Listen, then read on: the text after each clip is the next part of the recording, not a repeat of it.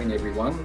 I'm dialing in today from the land of the Narraganawali people, and really excited to be talking to you about social innovation during the crisis COVID, but also thinking about the time post-COVID.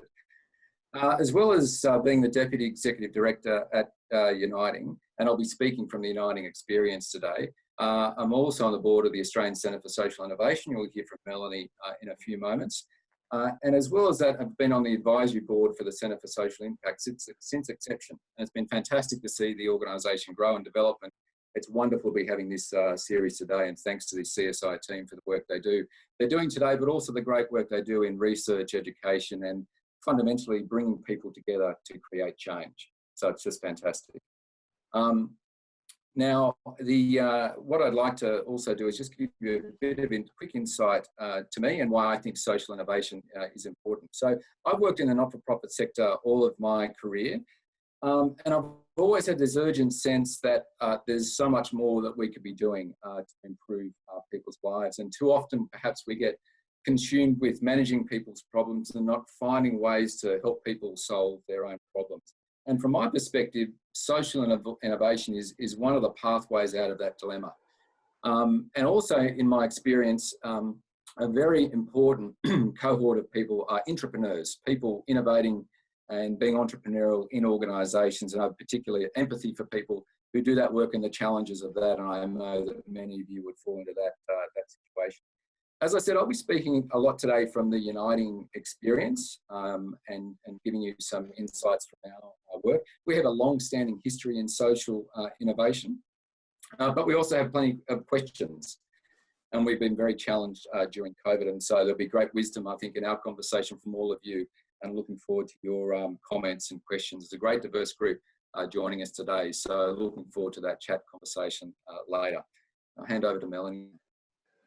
Thanks, Doug. Good morning. My name's Melanie Rayment and I'm a director at the Australian Centre for Social Innovation. I'd also like to acknowledge the land from which I'm meeting today as Bidjigal land and pay my personal respects to elders past, present and emerging, and recognising the vast Indigenous wisdom that has been shared. And of course, at this time, recognise the inequity that COVID-19 continues to reveal. And in talking to you today, I also want to recognise the privilege that I have in a crisis to have this time to think in this way and to share with you whilst others are experiencing multiple stresses and grief. So the Australian Centre for Social Innovation is an independent not-for-profit. And our mission really is to put people at the heart of shaping their lives and society. And so together we are tackling big social challenges and building the conditions for social innovation in Australia. So today we're going to be speaking about, Doug, could you move the slides on? That would be awesome, thank you. So today we're going to be talking about innovating during the COVID crisis. We're going to talk a few of the mindsets and capabilities that we're using both within our organisations, some quick case studies, and then we're going to talk about innovating in response to the longer term impacts of COVID-19 across service, organisational and system levels. But first, before we start, I want to recognise that all of us are experiencing stresses in different ways. And I know many of you that are on the call today are in support roles. And so it's important that we take time that we need, and it's okay to not be okay. So let's all just take 1 minute to look out the window, to look out what is beyond you, maybe see a tree outside and feel your feet on the ground. And just take a breath before we begin today's session.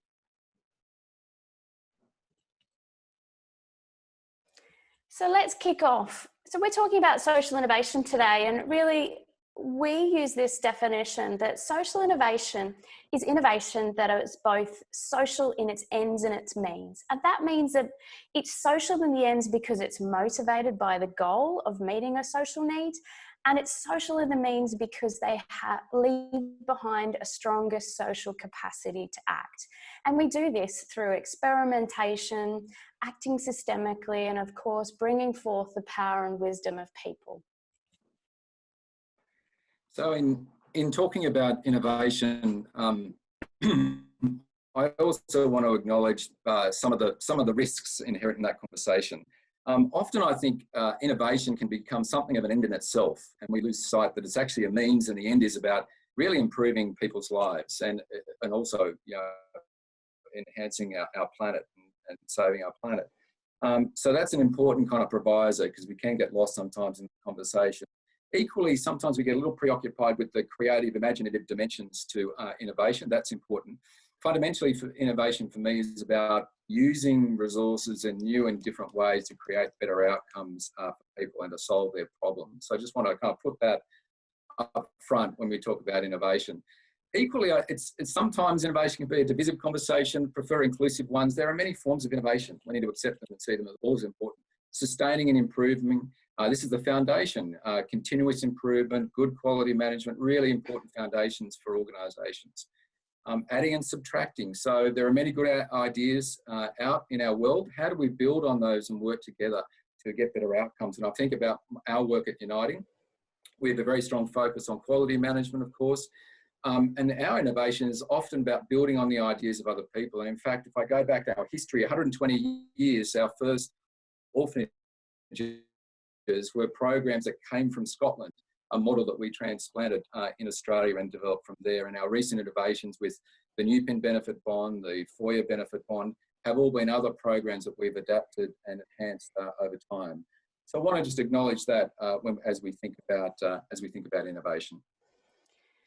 So we are all very aware that today and moving forward, a new reality is before us, and it brings a number of challenges for us both professionally, personally, within our sector and across our communities. And we recognise that service organisations, like a lot of you today, are facing an array of challenges right now, from keeping the doors open to shifting service models, shifting business models, addressing the infrastructure that is needed, the wellbeing capacity challenges of your people, and rapid changes to regulations and ongoing need to adapt under pressure to the dynamic needs of the people and the causes that we serve. And we are seeing shifts in organisations that they need to make specifically for COVID, and necessity of that context has required innovation. But of course, undoubtedly, there will be things that we don't keep after this, and things we need to build towards as time presents us with this change in our state of focus and our systems, and the need to think about what the future might look like. So we've prepared a few observations today that we're seeing, and certainly this is not an exhaustive list, but some of the things that we're seeing is, COVID-19 is not the great leveller. It's revealing deeply entrenched inequality across our communities. And with that means that the net has got wider for people who are disadvantaged quite quickly and overnight, and some people who have not experienced that before. And so we need a wider understanding of trauma-informed practices. There's a great need for collective grief and expressions of collective grief at the moment. How do we just stop and sit in the grief at the moment, find ways to name it and to share it together? We're seeing mass experimentation, which for me is really exciting, from policy to organisations to services, some potentially unintentional, testing policy and action rapidly. So what are we learning from this?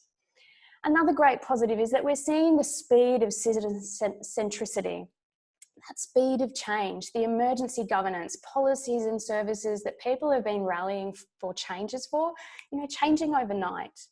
And so that means that we're seeing shift in leadership and something that, a greater need for networked leadership styles. We're seeing governments more open and honest about saying, we just don't have the answers, and seeking to be transparent. And with that also comes that connection, an intentional connection to place. We're seeing the economic, physical, social and civic structures of connected communities is laying forth the groundwork for resilience in our communities and of course recovery through this. And so we need to invest in building community capital, social capital for the future. And of course, we're seeing changes in narratives about our economy, some wider views of the social values or the social elements of that, and indeed provocations about planetary outcomes. and I'm sure many of you are experiencing right now, is a lot of shifts and conversations around digital exclusion and indeed the need for digital identities. So in summary, we're seeing three big needs for organisations right now. And the first one is those rapid innovation needs. So what are those innovation skills and collective learning that's required to progress through these challenges before us, from pivoting service models, developing new policies for safeguarding, for example, and rethinking how do we deliver contracted outcomes in those new service models. We're seeing the need for leadership through recovery. How do we build and strengthen the ties across our sectors? How do we personally, as individuals, need to adapt our own leadership styles? And how do we find safe spaces to learn from peers to develop together approaches forward? And lastly, to reimagine the future. How do we think about what's possible in a post-COVID society?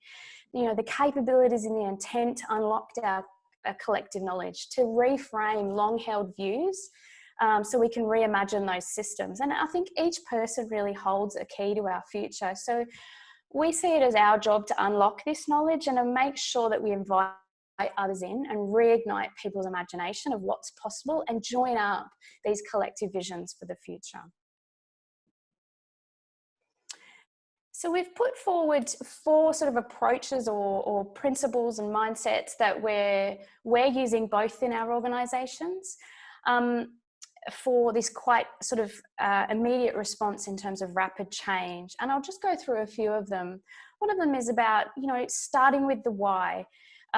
Start with the outcomes that you seek. Remember why you get out of bed in the morning and think about new ways to deliver that outcome. It's the what and the how that are shifting.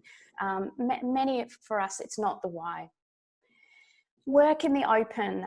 We're all working with risk and we're wanting to be share learning. So how do we keep regular and clear communication open at the moment and to bust open organisational boundaries around our shared mission? And this means that we can share thoughts, draft policies, temporary policies, new service models, so that we can share it across the system for other people to learn what worked and what didn't.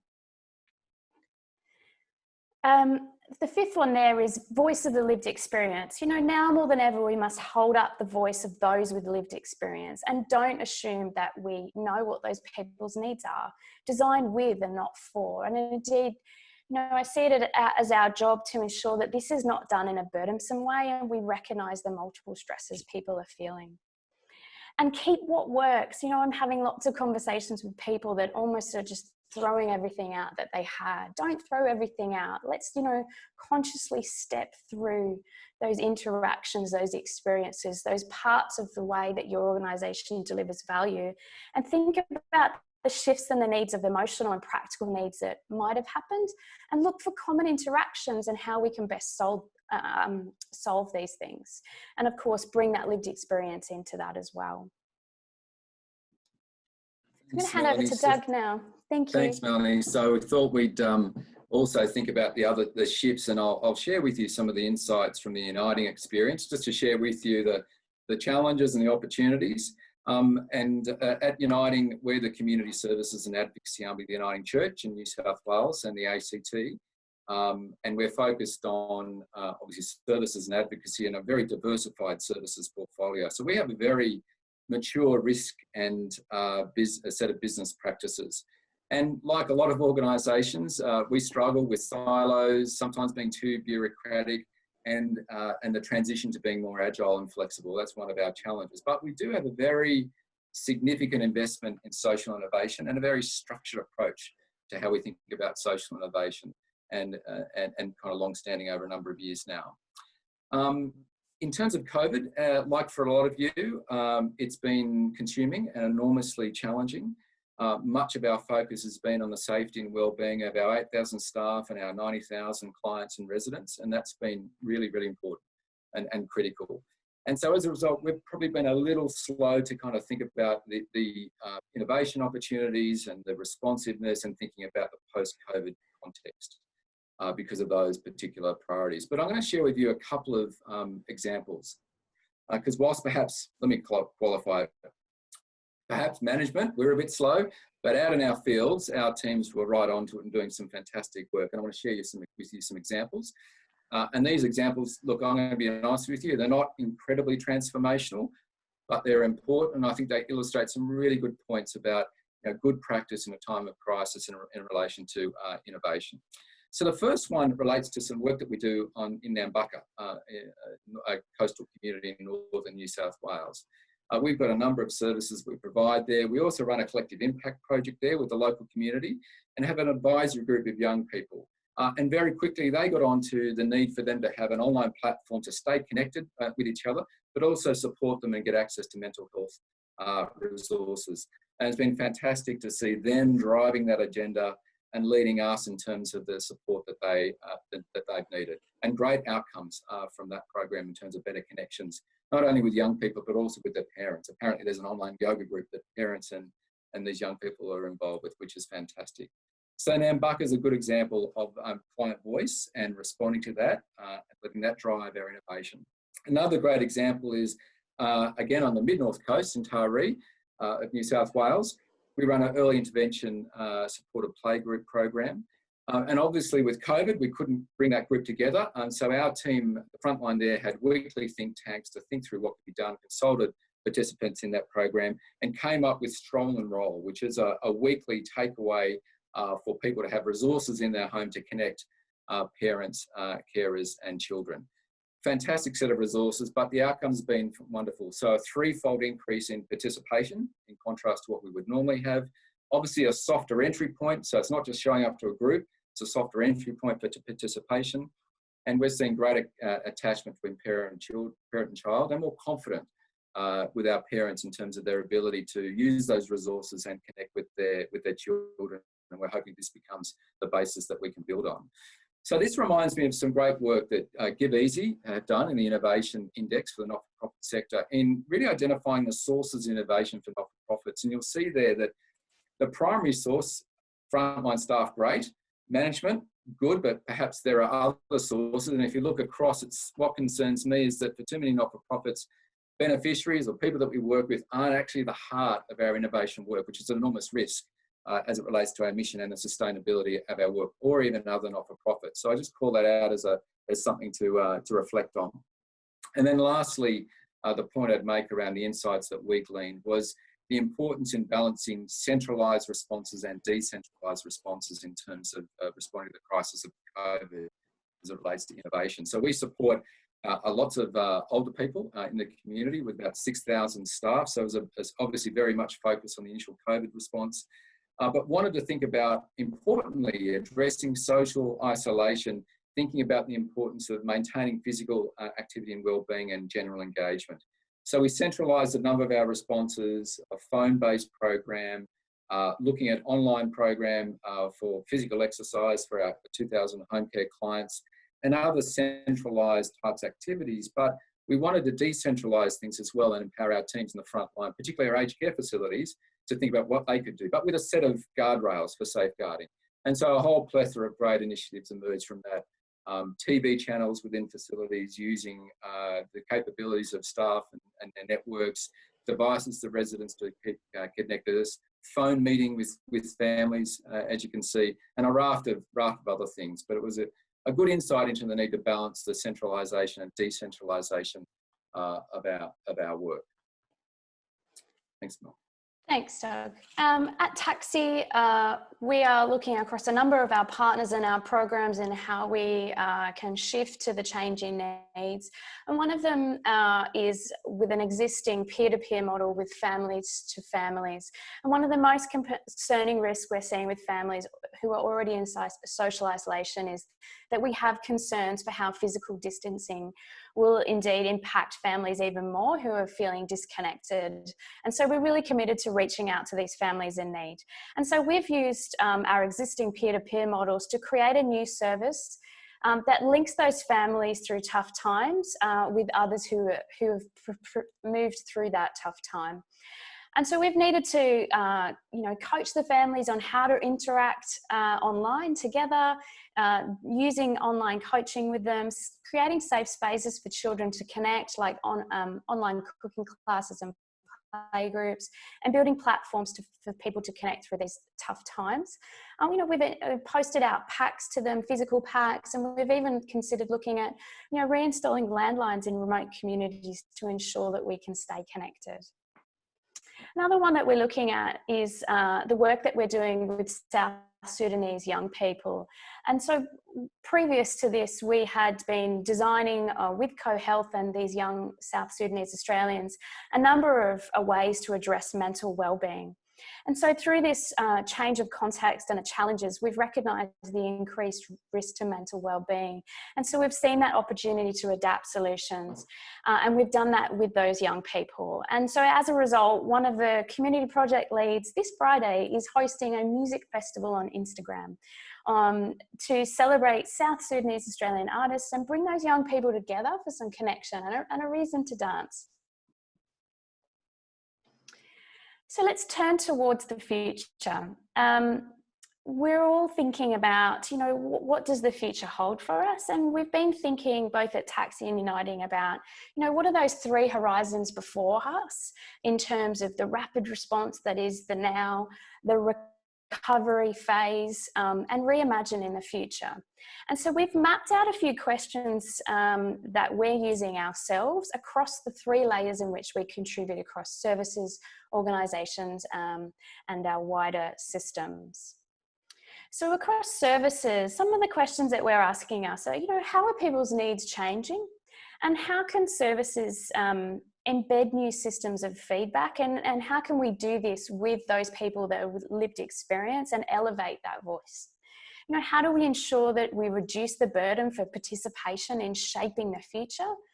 And how do we do that so that we shift power to communities rather than removing it in the way that we do that? So across organisations, we're thinking about how those in rapid response teams that are now build the competencies for the recovery. Will they even have the energy? Will they be the same teams that take us into recovery? So how do we build into our future competencies within? How will organisations need to form new intentional habits and norms? And that's something at TACSI where we're really focusing on as well. Is how do we integrate and collaborate and act together, not in silos? We're thinking about new forms of leadership. So, how do we build networked leadership skills across society, and turning it on to ourselves as well? Is how do I need to behave and lead and support others? And perhaps that's different at the moment and moving forward. What types of organisations we need to respond in a post-COVID society. So what needs to change? Looking at ourselves in terms of relevance, and thinking about our organisations and our service organisations more widely. Are these upholding the status quo and sort of the welfare economy? And so thinking, are we continuing to design ourselves out, or are we perpetuating and holding on to the current systems in which we contribute? And lastly, looking at the wider systems. How will we collectively reimagine the future? And I recognise that, as I said in the beginning, this is a privilege to be able to have that space to think about that. But thinking about that is, what are those futures that we want? We have a really rare moment where some of our systems are quite malleable. So how do we hold the space and take the time to consider the best ways forward together? Thinking about that future, we need to look at how we got here. What are the cultures and the values, the laws and the decisions that have led us to this point? What do we need to unpick and reframe, or indeed actively disrupt and dismantle? What do we not want to lose? What's valuable? What do we want to keep? Let's be really intentional and clear about what those things are.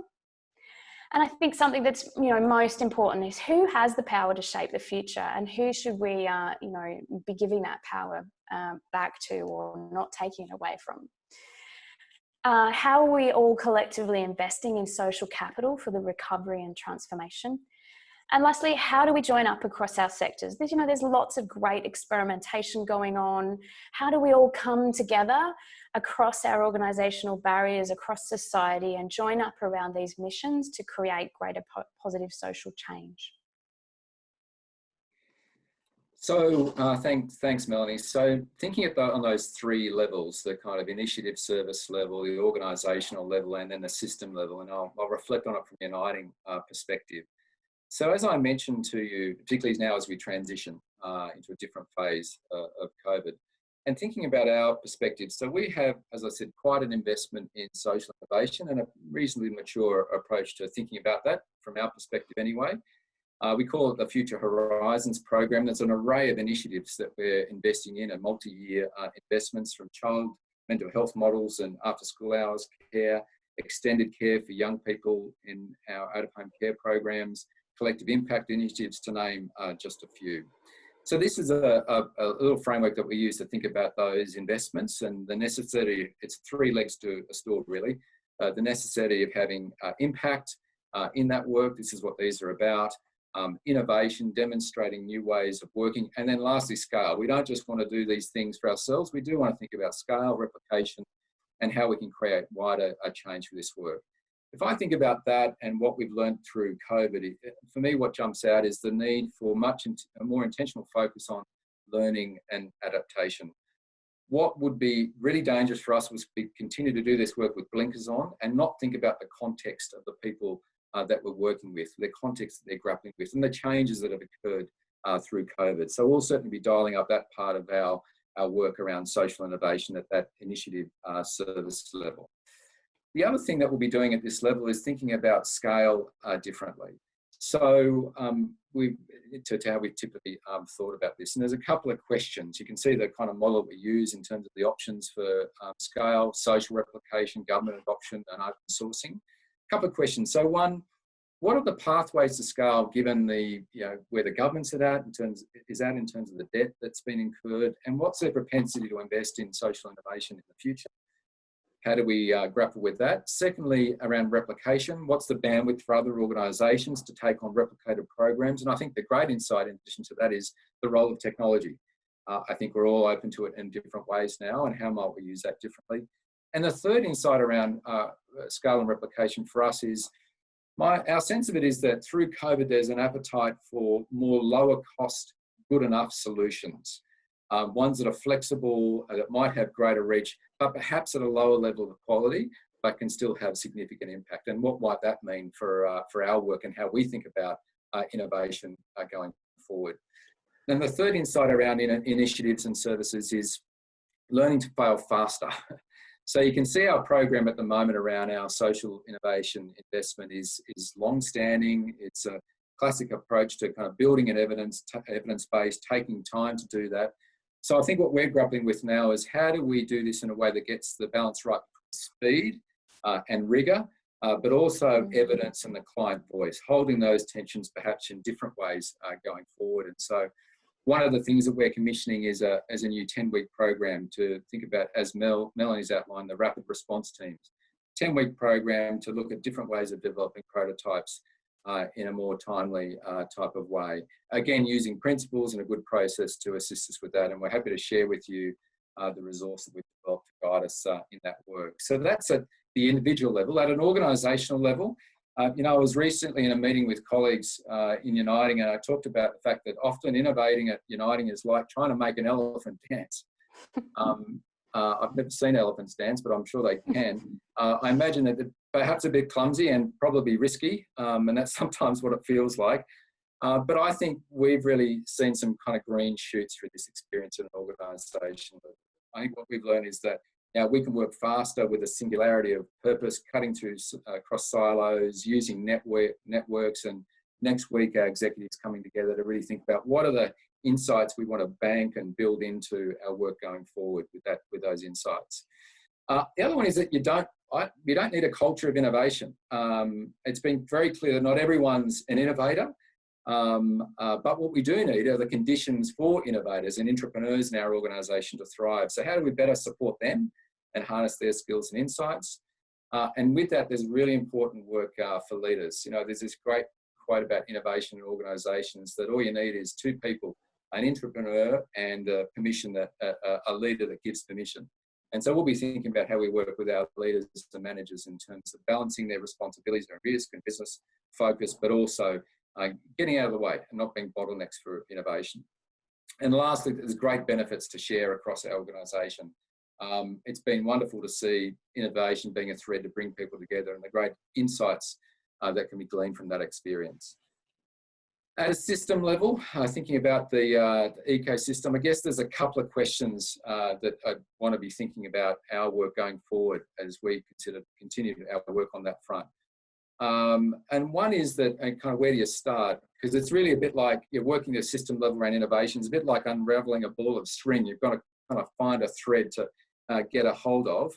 And it requires a different kind of way of thinking. You need to think from a system perspective, but act entrepreneurially and opportunistically in terms of driving change. So we'll be really thinking through very carefully how we do that in a very methodical and careful way, but also thinking about the issues that we focus on. As Melanie's rightly said, there are issues that have been under the surface that have been exacerbated through COVID and accelerates choices. And I think it's around the ongoing role of neoliberalism in terms of how it shapes government policy and spend, what we do post-COVID in terms of dealing with debt. Do we go to austerity? Do we have a different way of generating revenue? What are the risks and opportunities for that? What does it mean in terms of the practices around marketisation as we've approached human services to date? All those things are things that we can explore. Digital access, wonderful to see more people online. We know that that more people need to get online and that there are particular cohorts of people that miss out. How do we not only think about access, but think about support and safety for those people? And of those foundational issues, which will come to the fore as again, social isolation, loneliness was a significant problem for our society. How do we address that? And obviously, what will be increased unemployment, particularly for older people and young people.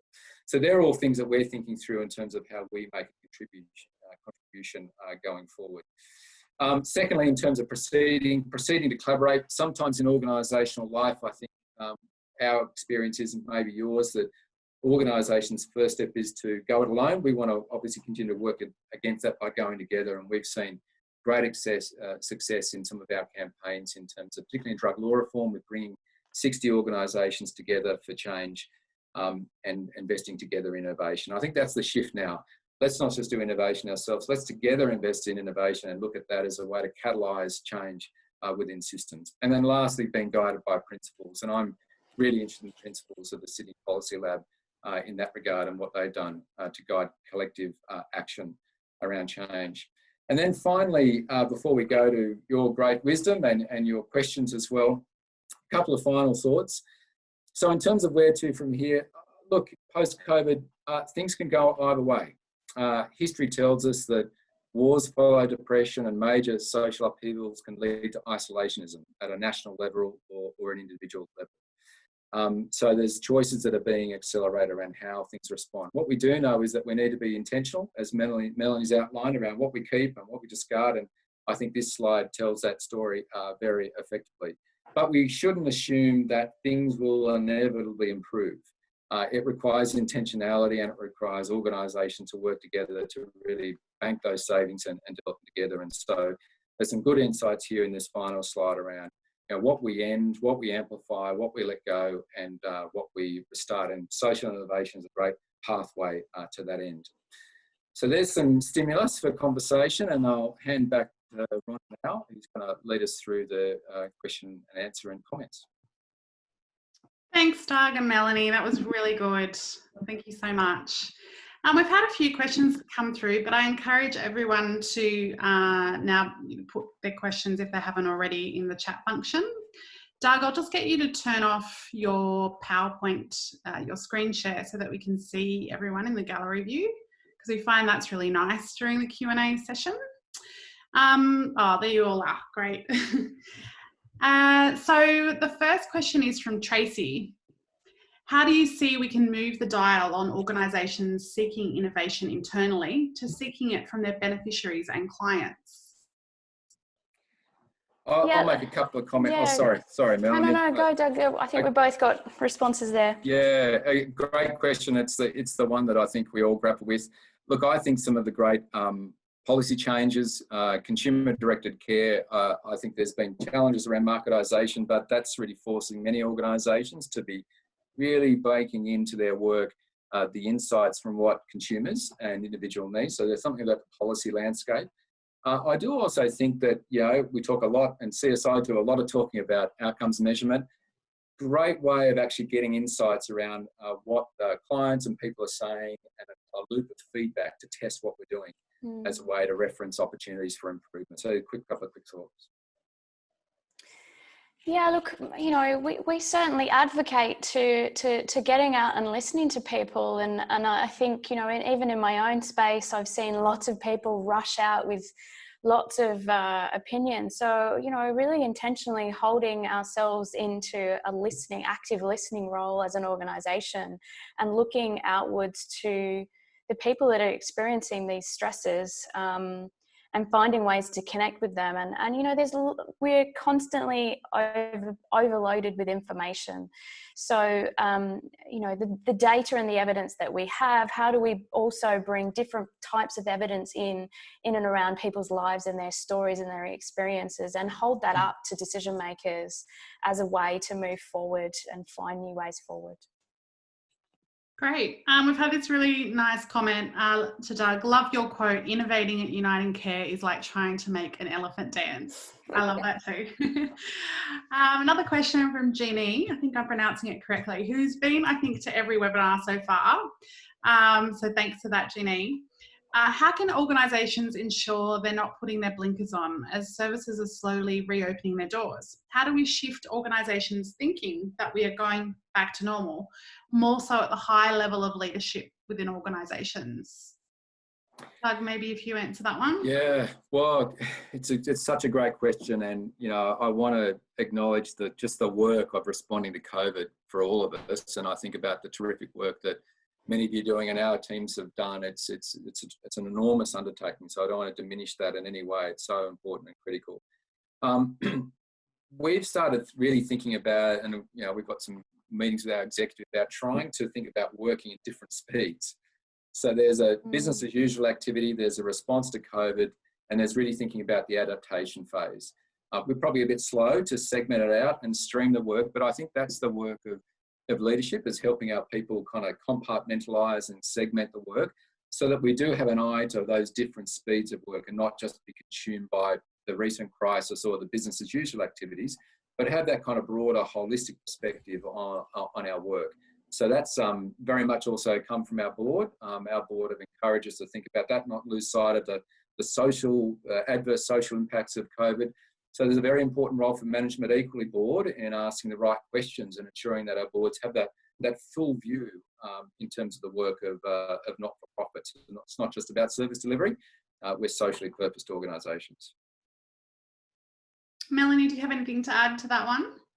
Oh, look, probably at a different level, but I have worked in an organisation in the UK like Uniting, and so I understand the challenges of turning big ships. I think at a really practical level, that we have to be brave at the moment to jam our foot in open doors, and take some risks. And I know people that I work with in my sector, we're often quite privileged in our positions to do the work that we do. So, how do we take risks and look out for those opportunities and find those open cracks in those doors and pull them open and hold up those stories that we all hear day in and day out about people's lives, and take that and advocate for those people.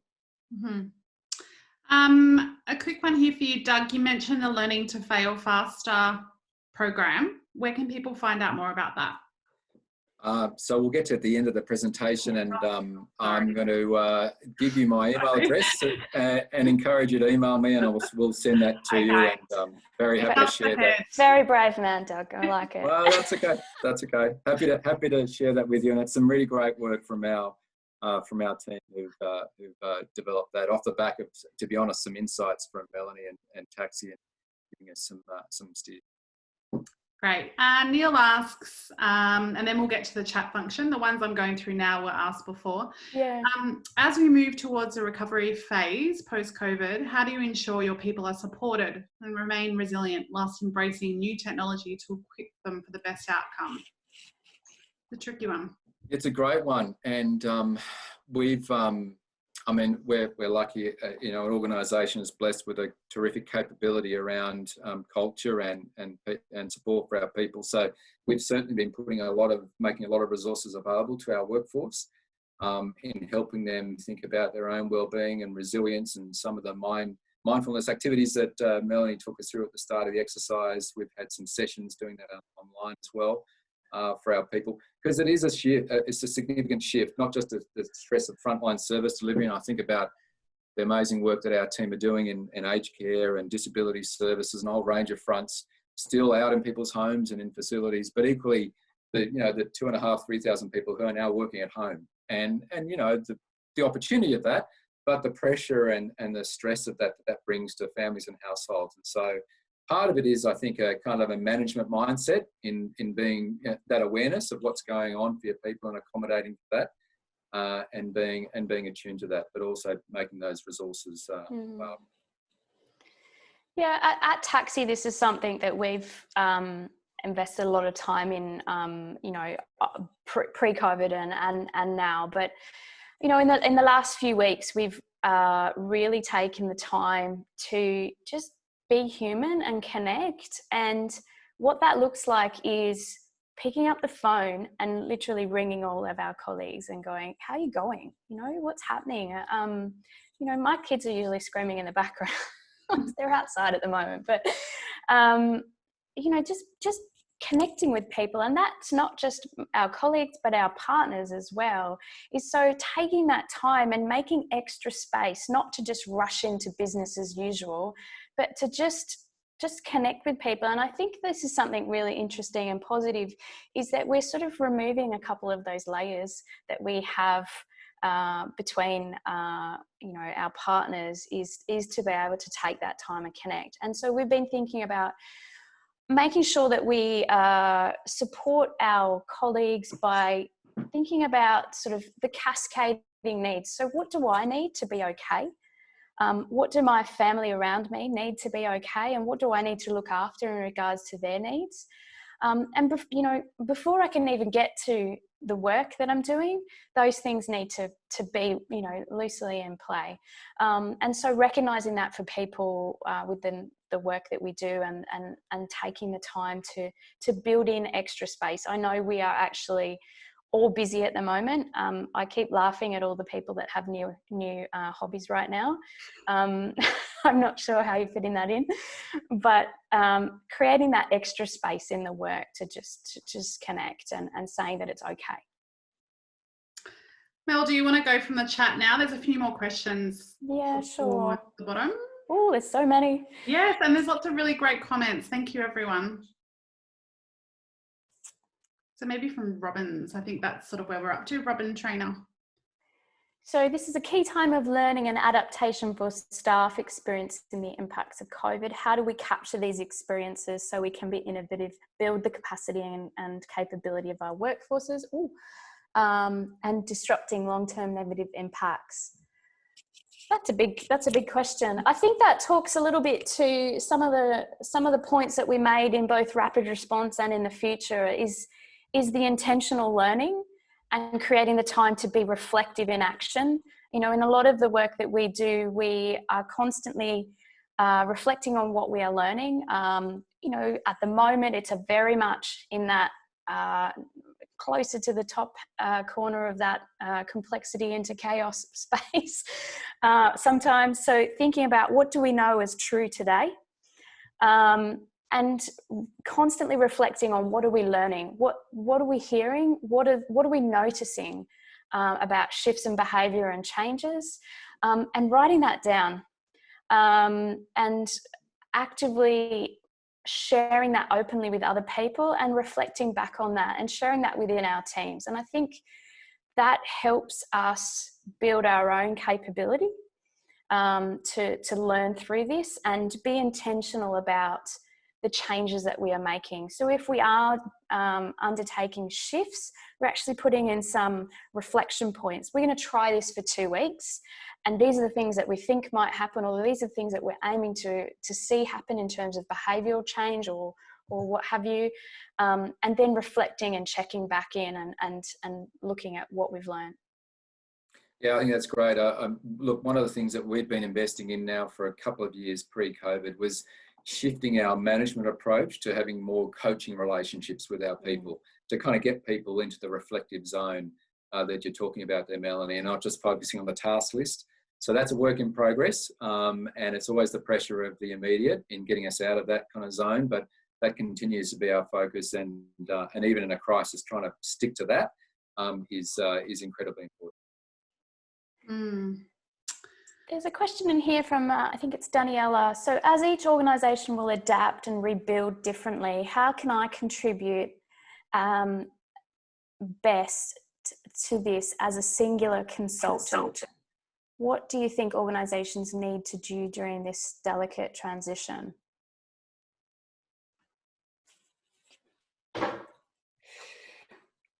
So as good question. It's an excellent question, and I guess the other related thing too is, you know, the financial pressure of organisations during COVID and post-COVID, and your capacity to kind of work with others. But it's critically important to do that because, you know, other people bring new ideas. I'm not sure I have a great insight into that. I think what I would say though is, during this phase and post it, the importance of trying to connect people and organisations up remains, and I think is particularly important as we think about some of those societal and system challenges that will increasingly faced as we come out of COVID, and what will be, you know, a significant social and economic upheaval. That's always the thing we cut when we're busy, but, you know, thinking about the networks and the kind of engagement with peaks and how we bring organisations together, not just for the system work, but for the learning kind of processes, I think is such as this. And you know, thanks CSI for making this happen. These are really important exercises. Yeah, look, as a single consultant, I think some of the things that come to mind are about writing down your reflections and sharing with them, with other people. And, you know, indeed using that for yourself in terms of learning. And I think at the moment, albeit we do have those additional pressures, is how do we create small circles of trust around us and really focus in on our energy on that, and, you know, what is in our circle of influence that we can change, and look at that. And, you know, it's easy to get overwhelmed by all of the things that need to happen, and I know that you know, you're all experienced at interacting in that way, but thinking about who can I connect with and build that social connections with those small circle of people that you can trust.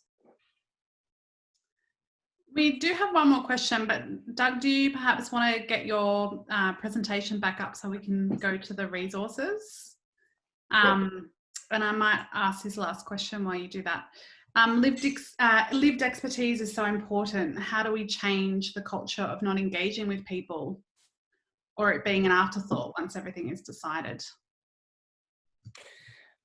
This is the perennial challenge, I think, in terms of reorientating things to, you know, the people that we're supporting through our activities and services. And, you know, talked about some of the tips and, you know, techniques before, in the policy environment that helps us with that. Consumer directed care, you know, outcomes measurement, all those things are I think incredibly useful in anchoring it into people's lived experience. So I think I'd probably reiterate those.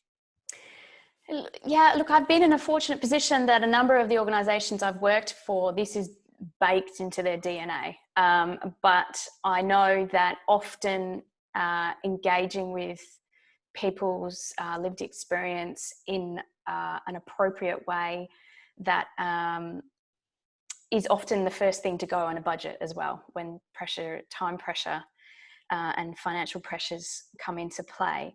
And I think that the one thing that I've learned over the years in advocating for that is, particularly around a boardroom table sort of space, is it's risk mitigation.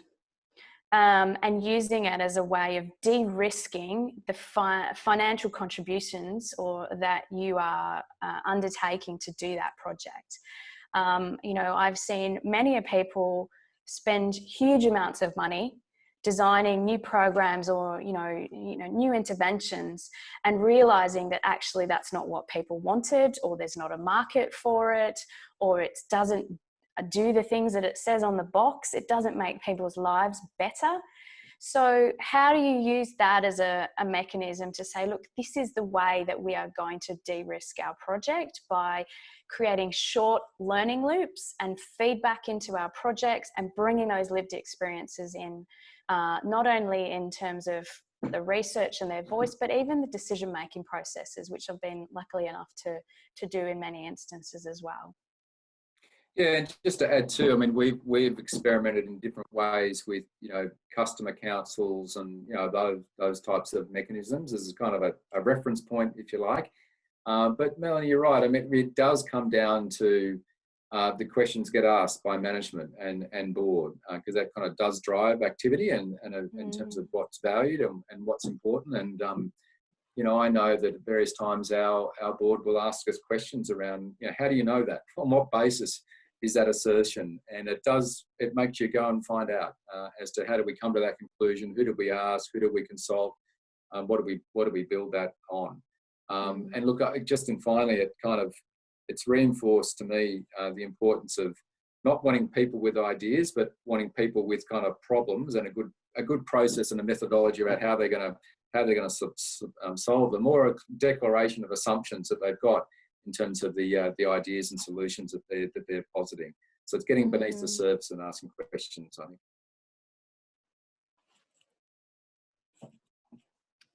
Rhonda, do we have any more questions? No, that's about it. I'm just conscious of the time. Lovely. So there's a lot of really great comments, which we'll pass on to both presenters. Thank you. And as I said, the recording will come later. But maybe if you just go through these resources and then we'll wrap it up. Yeah, thank you. So we've added a few resources here. The first one is a copy of Uniting's 10-week innovation tool, and Doug has bravely suggested that you all email him. So I look forward to hearing how that goes for you. We at TACSI have developed over the years a number of ways in which we have interacted at a distance, and the learnings that we have. So we've got a big online pack that you can download then, and you can actually even contribute and comment and even disagree with us. And if you head to that link, we've got a number of really accessible support services webinars and a new learning network coming out to help support services. And if you need any more information, you can email me there. Wonderful. Okay, Doug, nothing to add? No, cover that all? No, I think it looks great. I'm looking forward to reading the comments. Thanks for your participation. You're welcome. And Rhonda, thanks again to CSI. This is great leadership and terrific opportunity to leverage the wealth of knowledge in CSI and the sector. And wonderful to see the level of engagement over many of these so far. So encourage everyone to get back online and check out the others. Please, yes, impact2020.online. All right, we'll end the meeting now. Thanks, everyone. Thank you. Bye. Thanks for having us.